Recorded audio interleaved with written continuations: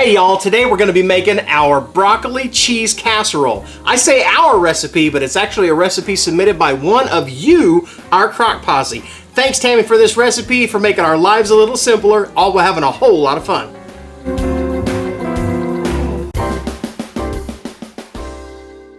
Hi and welcome back to another edition of Cooking Chris's Dishes with the Good Old Boy, and today we are cooking up a recipe that was submitted by our friend and fellow Crock posse member, Tammy. And Tammy sent us a broccoli cheese casserole.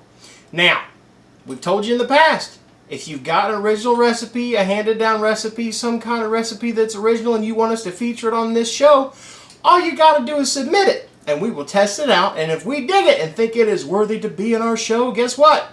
Here it is. Chris made this one night and I came home from work. She said, here, taste this. And I tasted it. I'm like, it looks like broccoli casserole. And I took a bite. I'm like, oh, it tastes like broccoli casserole. Cheesy broccoli casserole. Super good. I'm like, man, where'd you get that recipe? She said, Tammy. I went, Tammy who? She said, Tammy, one of our Crock posse members. So Tammy, thank you. This show is dedicated to you, lady. And it goes a little something like this. You need, well, broccoli. I used half of this for our finished product, and then half now, 12 ounces of broccoli florets. These were from the frozen section. You'll want to thaw them out first. And then you're also going to need one 6-ounce box of cornbread stuffing. You're going to use one 10.5-ounce can of cream of mushroom soup.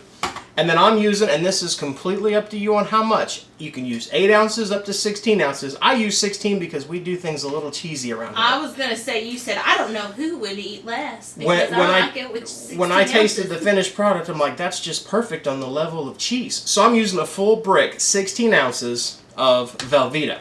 The first thing I want to do is get out my cornbread stuffing out of the box. Now, we are making our stuffing just a little differently because I've always, since I was a kid, made my stuffing with chicken broth and not water.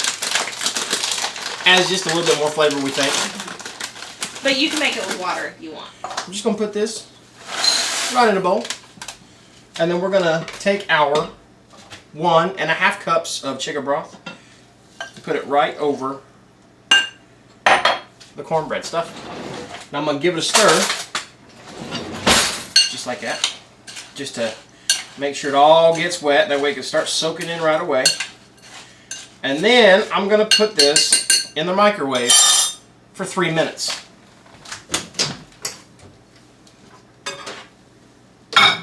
Now, 3 minutes. What do you want to do for 3 minutes? Because there's really nothing to do until this gets done. How about a magic trick? Something like this. Just like that, 3 minutes has passed. Ta-da! Take my hot. That would have been magical. You had 3 minutes to prepare for I that. know. By the way, this is going to be hot when you get it out of there. Just like that, it's done. Take a lid off of my slow cooker. Put it right there.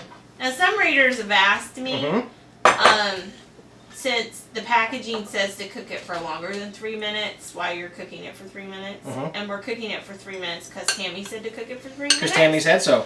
Well, and you have to realize it's also going to cook. Holy steaming. Yeah, that's steaming up. It's all steamy.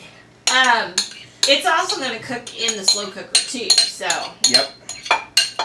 That's just you're not finishing it, you're just getting it ready. Getting it started. So now I'm going to take my cheese next. Put that right in there. Why my cheese next? Because that was the closest thing. Pay no attention to that. We've got other projects going on today. And it... I don't need that anymore. My soup. Right into my cheese and stuffing. And then a little bit more. My broccoli. Now again, this is thawed. It is not cooked. You do not want to use cooked broccoli. You want to use raw, frozen florets that have been thawed out. Could you use fresh? asked me that. You know, those florets kind of perform a little bit like what I would think fresh. Because they're, like I said, we didn't like cook them, so they're not mushy by any means. They're still very, very firm.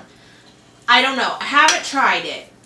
I would assume you probably could, but I haven't tried it. We haven't tried it.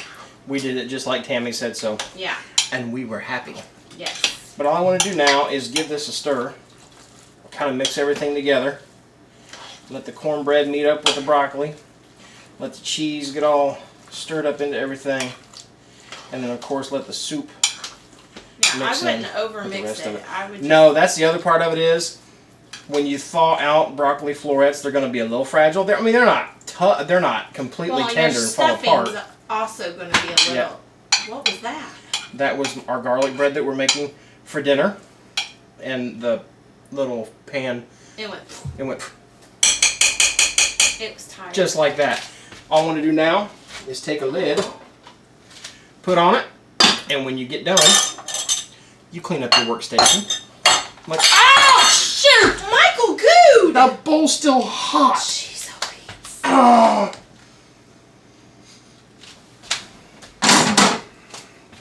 I was being a good husband. I was cleaning up my workstation. No, that was not staged. Yes, that hurt. I don't think anyone thinks you hurting yourself in the kitchen. It's wash your hands. Oh. I'm using paper towels. I don't care. Okay, now your finished product is going to be hot. Duh. It'll come out just like this. Voila. Now there's some pieces missing right there. I'll sneak in a bite. But let me grab a spoon here. It cooked up just like a casserole would. And don't overstir it. No, don't overstir it. You stir it up. You want to stir it up enough to get that cheese, because the cheese are in little squares and they're going to melt down in little squares. Take a spoon, a big spoon, and stir it up. That way all the cheese gets mixed in, and that's the end of it. And you get little bits of cheese, actually lots of bits of cheese, with some broccoli and a cornbread mix. And then that soup is going to give it just that big kick of flavor, along with the fact that we used the chicken broth in there. Right. We didn't use any salt. We don't need to, because the broth is going to have salt. The soup is going to have salt. Mm-hmm. And of course, cheese has got salt in it too, doesn't it?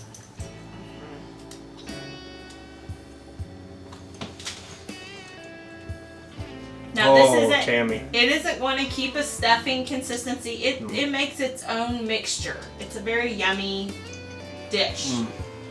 That is so good. That is so good. Tammy, thank you for submitting that.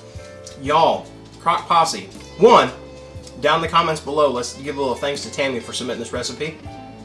Two, if you got a recipe that you really love and you want us to show on the show, send it to us. Mikey at recipesthatcrock.com, Chris at recipesthatcrock.com, Aunt Lou at recipesthatcrock.com. And if it's good, we'll put it on here. We thank you guys for watching another episode of Cooking Chris's Dishes. If you dig what you see and you want to be a member of this here Crock Posse that we're talking about, down below is a little button that says subscribe. Do it! Oh my! And then give us a like down below. Put a comment down there. What's one of your recipes that you would really want to see on here? Maybe we'll try it out, but only if you're a member of the Crock Posse. But thank y'all again for watching, and if you keep watching, we'll keep cooking, and all will be well. Toss my spoon away. I'll do the dishes later. Yeah. Bye, y'all.